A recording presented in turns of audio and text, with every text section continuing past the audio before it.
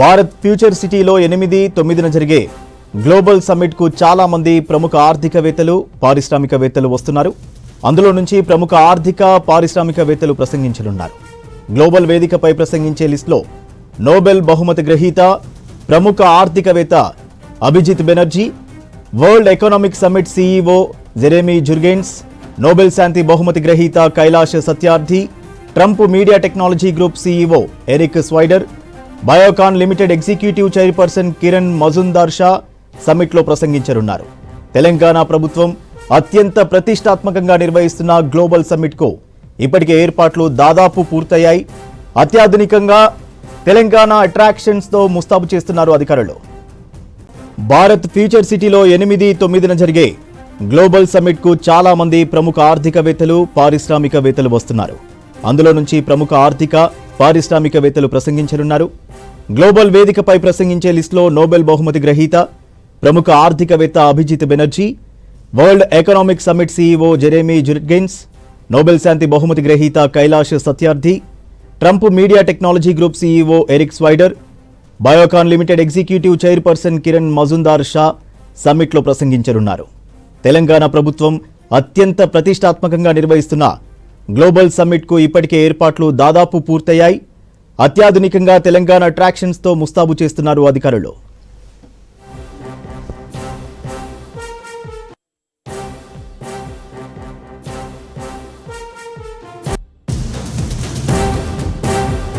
South ఆఫ్రికాతో జరిగిన 3 వన్డేల సిరీస్ను భారత్ కైవసం చేసుకుంది.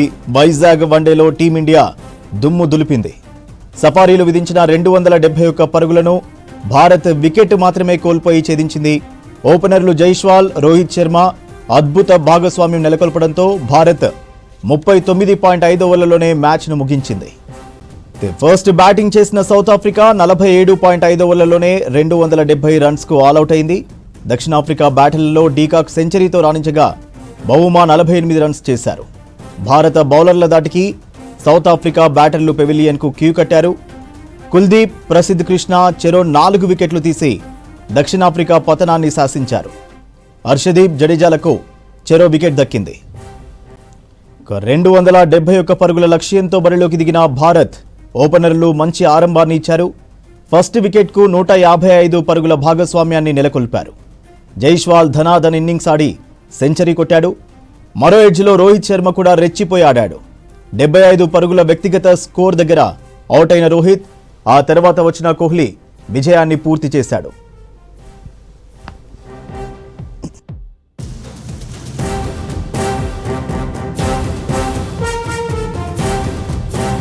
రాష్ట్ర ప్రభుత్వం ప్రతిష్టాత్మకంగా నిర్వహించనున్న గ్లోబల్ సమ్మిట్కు చకచక ఏర్పాట్లు కొనసాగుతున్నాయి. సమ్మిట్కు రావాలని గవర్నర్ను బట్టి ఇన్వైట్ చేయగా కేంద్ర మంత్రి బండి సంజయ్ను పొన్నం ఆహ్వానించారు. సదస్సు జరిగే ఫ్యూచర్ సిటీలో ఏర్పాట్లను పరిశీలించారు సీఎం రేవంత్ రెడ్డి. 2 రోజుల పాటు జరిగే summit minute to minute program details release చేశారు deputy CM Bhatti Vikramarka.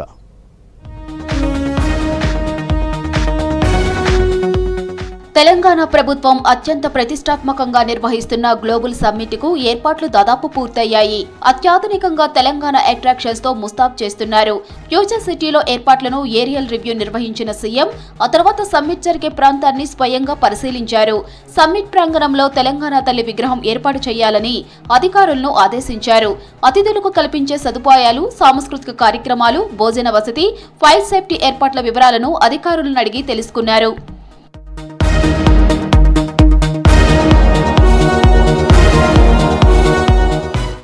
Global summit ను గవర్నర్ జిష్ణుదేవ్ వర్మ ప్రారంభిస్తారన్నారు డిప్యూటీ సీఎం భట్టి. ఈ నెల 8వ తేదీన మధ్యాహ్నం 1 గంటకు ప్రారంభమై 9వ తేదీ సాయంత్రం 6 గంటలకు సమ్మిట్ ముగుస్తుందన్నారు.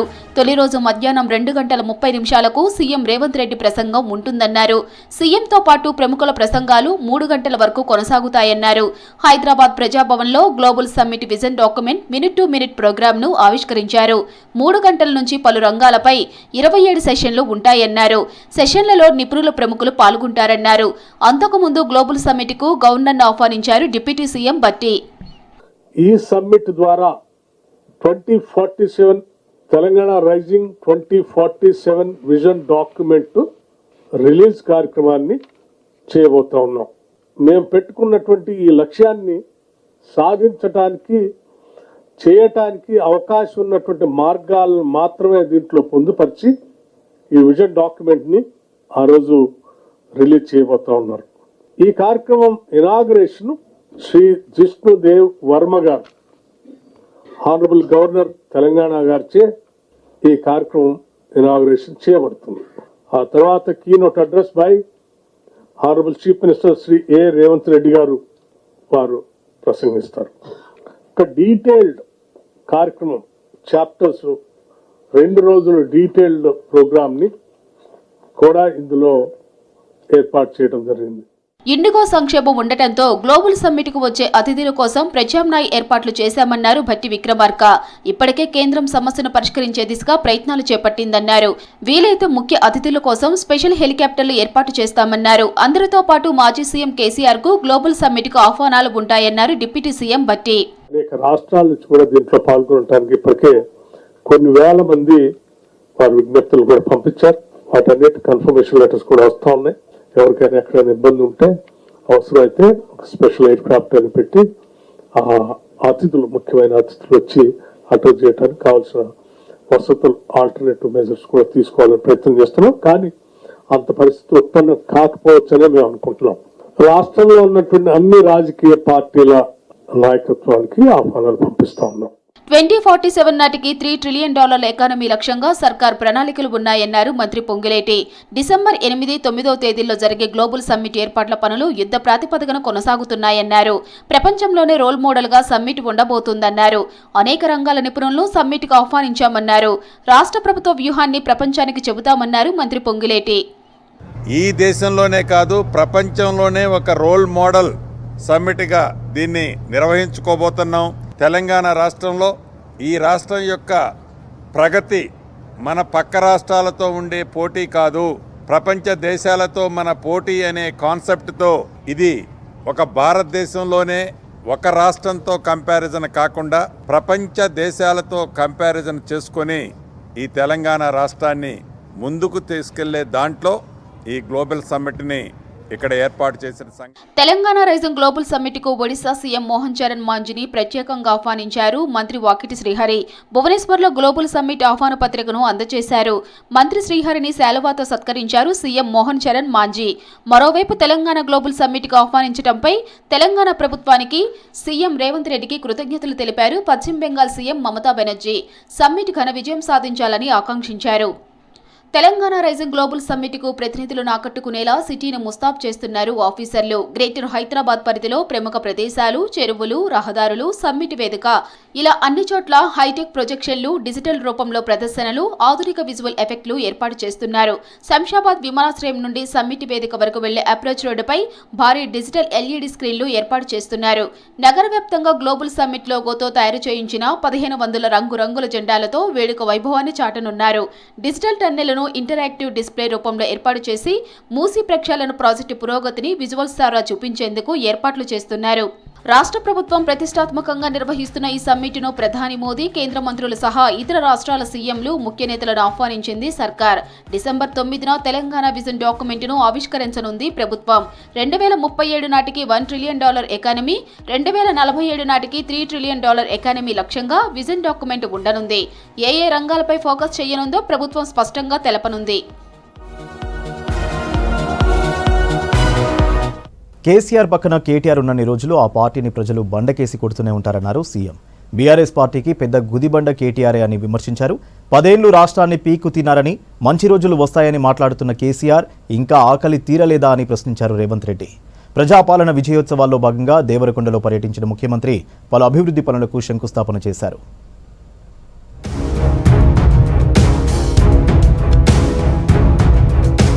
పదేళ్లు రాష్ట్రాన్ని పీక్కు తిన్న కేసీఆర్ ఆకలి తీరలేదన్నారు ముఖ్యమంత్రి రేవంత్ రెడ్డి. మంచి రోజులు వస్తాయని చెప్తున్న కేసీఆర్ ఇన్నేళ్లు దోచుకున్నది సరిపోలేదా అని ప్రశ్నించారు. ప్రజాపాలన విజయోత్సవాల్లో భాగంగా దేవరకొండలో పర్యటించిన సీఎం పలు అభివృద్ధి కార్యక్రమాలకు శ్రీకారం చుట్టారు. ఆనాడు మంత్రులను కూడా ప్రగతి భవన్ గేట్ లోపలికి రానివ్వని కేసీఆర్ ఇప్పుడు 2 సర్పంచ్లను పిలిపించుకొని మంచి రోజులు వస్తాయని చెప్పడం విడ్డూరమన్నారు. బీఆర్ఎస్ కు కేటీఆర్ఏ గుదిబండ అని, ఆయన ఉన్నన్ని రోజులు ప్రజలు బండకేసి కొడుతూనే ఉంటారన్నారు. మంత్రులు పోతే కూడా కలిసేటోడు కాదు కేసీఆర్. నిన్న చూస్తే సర్పంచ్ను నలుగురు వార్డు మెంబర్లను కూర్చొని అయ్యా బిడ్డ మనకు మంచి రోజులు వస్తాయని, నువ్వు నీ కొడుకు నీ అల్లుడు నీ బిడ్డ కలిసి 4 దిక్కుల తెలంగాణ రాష్ట్రాన్ని పీక్క తిన్నారు, దోసుక తిన్నారు. ఇంకా కూడా నీ ఆకలి తీరలేదా? నీ పక్కనే నీ కొడుకుంటే చాలు నీ పార్టీని బొంద పెట్టనీకే, నీకెవ్వడక్కర్లేదు. నీ కొడుకే గుదిబండ, ఆ బండ ఉన్నంతసేపు నీ పార్టీని బొంద పెడతారు. ఇక మంచి రోజులు ఎట్లకెళ్ళి వస్తాయి కేసీఆర్. ఎస్ఎల్బీసీని 10 ఏళ్లు పడావు పెట్టారని ఆరోపించారు రేవంత్. ప్రమాదం జరిగి పనులు ఆగిపోతే మామ అల్లుడు డాన్సులు చేశారని ఫైర్ అయ్యారు. ఎవరు అడ్డుపడ్డా ఎస్ఎల్బీసీ డిండి ప్రాజెక్టులను పూర్తి చేసి తీరుతామని చెప్పారు రేవంత్ రెడ్డి. ఎస్ఎల్బీసీ నల్లగొండ ప్రజల మీద కక్ష గట్టి పడావు పెట్టిండు. ఇవాళ మళ్ళీ మనం వచ్చినాకనే ఆ పనులు ప్రారంభించినాం. దాంట్లో ప్రమాదవశాత్తు ఒక 8 మంది చచ్చిపోతే మామ అల్లులు పైశాచిక ఆనందం డాన్సులు చేస్తారు. అమ్మయ్య చచ్చిపోయింది, ఇంకా ఎట్లన్నా ఎస్ఎల్బీసీ ఆగుతుందని. హరీష్ రావు గారికి, చంద్రశేఖర్ రావు గారికి, అక్కడున్న కార్మికులే కాదు, మీరందరూ పోయి నాగార్జున సాగర్లను లేకపోతే శ్రీశైలంలో బండ కట్టుకొని దుంకినా మీ శవాలను ఎత్తికిస్తాం తప్ప ఎస్ఎల్బీసీ పూర్తి చేస్తాం. లంబాడాలకు రిజర్వేషన్లు ఇచ్చిందే కాంగ్రెస్ ప్రభుత్వమని చెప్పారు సీఎం.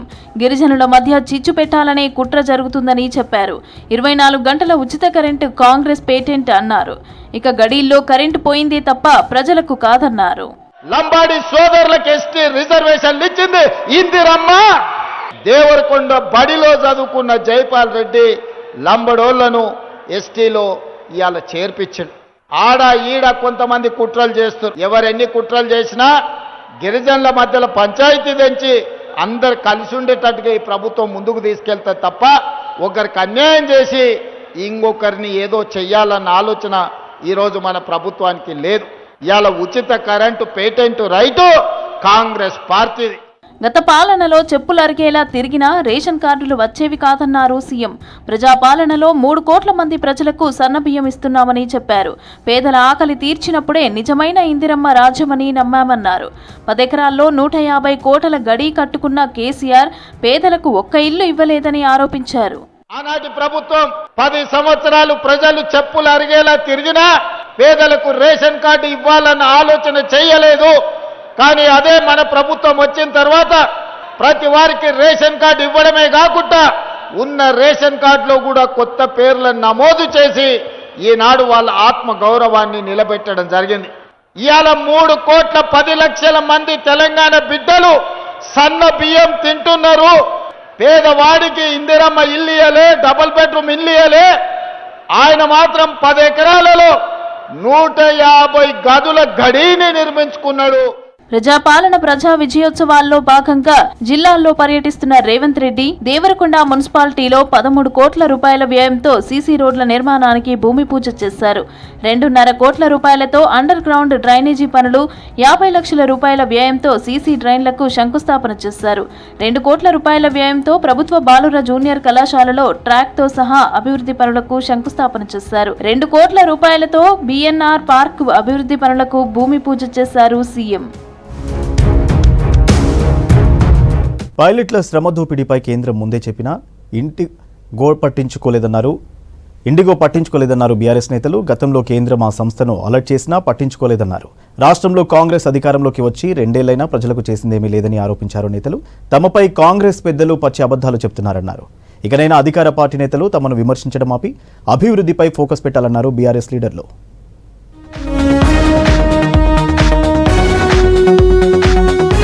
ఇండిగో సంక్షోభంపై స్పందించారు మాజీ మంత్రి కేటీఆర్.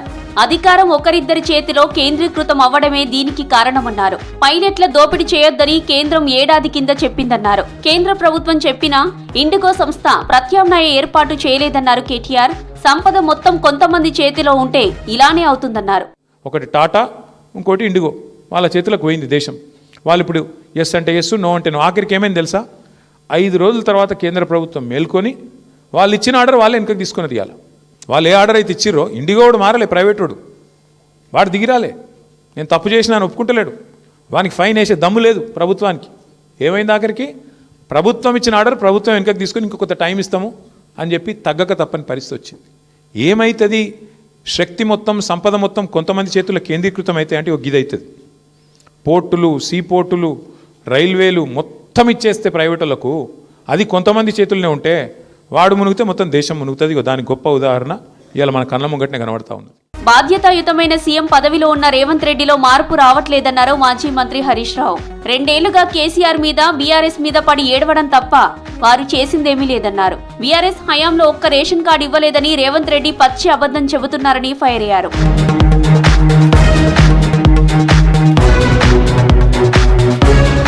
అంబేద్కర్ స్ఫూర్తితో తెలంగాణ రాష్ట్రాన్ని సాధించుకున్నామన్నారు జాగృతి అధ్యక్షురాలు ఎమ్మెల్సీ కవిత.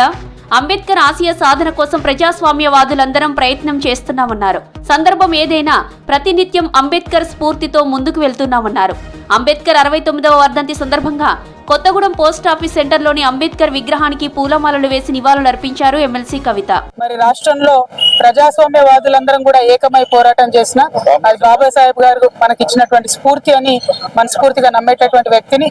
మీ అందరికీ తెలుసు, తెలంగాణ జాగృతి ఉమ్మడి రాష్ట్రంలో కూడా అంబేద్కర్ గారి విగ్రహాన్ని అసెంబ్లీలో పెట్టాలని డిమాండ్ చేసి పోరాటం చేసి దీక్ష చేసి సాధించిన విషయం కూడా ప్రజలందరికీ తెలిసిన విషయమే. ఆ స్ఫూర్తితోనే ఇవాళ తెలంగాణ జాగృతి ముందుకెళ్తుంది, పనిచేస్తుంది. అన్ని రంగాల్లో ప్రతి ఒక్కరం ఉండాలి, సామాజిక తెలంగాణ సాధించాలనే స్ఫూర్తితోని జాగృతి ముందుకెళ్తుందన్న విషయాన్ని మరొకసారి తెలియజేస్తూ, మరి ఈ సందర్భంలో అందరం కలిసికట్టుగా రాష్ట్రాన్ని అభివృద్ధి చేసుకోవాలి, సామాజిక తెలంగాణ సాధించాలని కోరుతున్నాను. పంచాయతీల్లో మెజారిటీ సీట్లు బీఆర్ఎస్ గెలుస్తుందన్నారు ఆ పార్టీ నేతలు. ప్రభుత్వ మోసపూరిత హామీలపై ప్రజలు ఆగ్రహంగా ఉన్నారని, గ్రామ ప్రజలు ఎన్నికల్లో తిరస్కరిస్తేనే కాంగ్రెస్ లో మార్పు వస్తుందని చెప్పారు. దేశవ్యాప్తంగా ఇండిగో విమాన సర్వీసుల్లో అంతరాయం కొనసాగుతోంది. ఫ్లైట్ల రద్దు కొనసాగుతుండటంతో ప్రయాణికులు ఎయిర్పోర్టులో తీవ్ర ఇబ్బందులు పడుతున్నారు. ఇండిగో సిబ్బంది సరైన సమాచారం ఇవ్వడం లేదని నిరసనకు దిగారు. మరోవైపు ఫ్లైట్ సర్వీసుల్లో జాప్యం నివారించేందుకు కృషి చేస్తున్నట్టు తెలిపింది ఇండిగో. టికెట్ రద్దు చేసుకున్న వారికి రీఫండ్ చేస్తున్నట్టు ప్రకటించింది.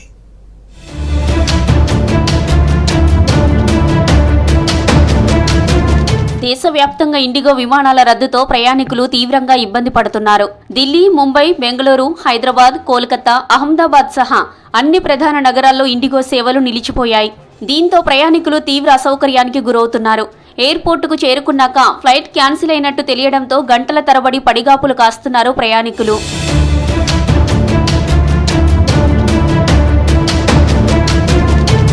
ముంబైలోని ఛత్రపతి శివాజీ మహారాజ్ ఎయిర్పోర్టులో టికెట్ కౌంటర్ దగ్గర ఎయిర్లైన్ సిబ్బందితో తీవ్ర వాగ్వాదానికి దిగారు కస్టమర్స్. సరైన సమాచారం లేకుండానే ఇంటర్నేషనల్ ఫ్లైట్ క్యాన్సిల్ చేయడంపై ఆగ్రహం వ్యక్తం చేశారు. ఇండిగో సిబ్బందిని సంప్రదిస్తే సరైన సమాధానం ఇవ్వడం లేదన్నారు. ఓ నైజీరియా దేశస్థురాలు ఎయిర్లైన్ కౌంటర్ సిబ్బందిపై ఫైర్ అయ్యారు. ఇండిగో హెల్ప్ లైన్ కౌంటర్ దగ్గర బిగ్గరగా అరుస్తూ తన బాధను చెప్పుకున్న వీడియో వైరల్ గా మారింది. J'ai fait retourner mon pays.